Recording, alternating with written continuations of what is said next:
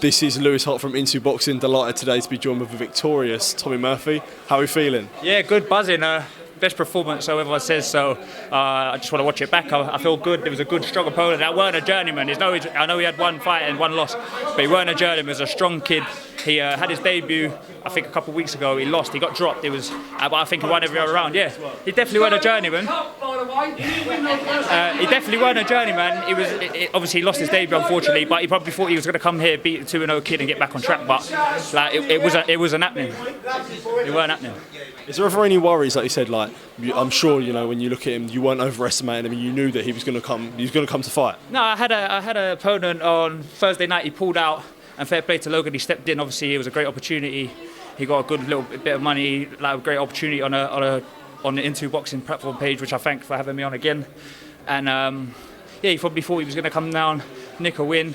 He was a game opponent, but I beat anyone on my day. Like I said to my dad this morning, it's me versus me. If I could beat me, I could beat anyone, and that's a fact. Feed him up!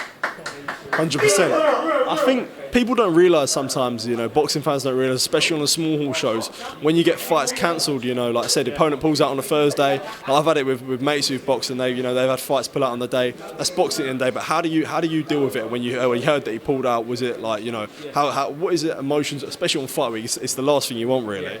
I got a bit of autism, so I suffer with change. I hate change. And he pulled out Thursday night, and I work in a box. If it weren't for my dad and Alec, who was egging me on, I watched a bit of Logan, and I see his debut. He was a game fighter. I think he won every round other than the one he got dropped in.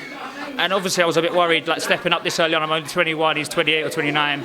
But then I watched a bit more, and I just thought, you know what, it is where it is. I've got to fight these people at some stage, and no disrespect to him. If I lose to people at this stage, I shouldn't be boxing anyway. So I got myself together, I woke up ready to go. I come here, done a job, my career best performance, and it's because of him. Like, if it was a journeyman who was going to come in and lie down and let me beat him, I probably wouldn't have boxed as well as I did. He pushed me every round, every second of every round, caught me some good shots, but he brought the best out of me.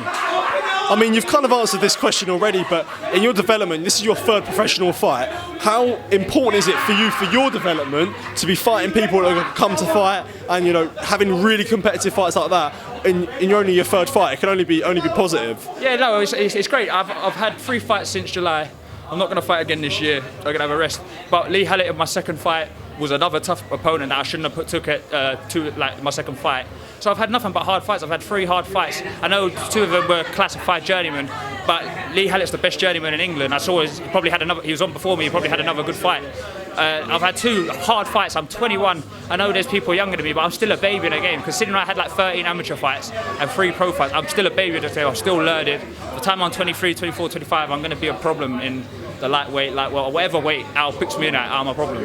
Yeah, I see you got the QPR badge on your shorts. I see you got that on your shorts. What's it like having all these people come and support your family, friends? How special is that for you? Without the support, I wouldn't be able to do it. And as you know, it's hard for some fighters that they ain't with Eddie Hearn and that. You have the Celtics. I'm lucky. I've got loads of friends and family that support me every time. I see a few faces been here every time, and a few of my amateur fights.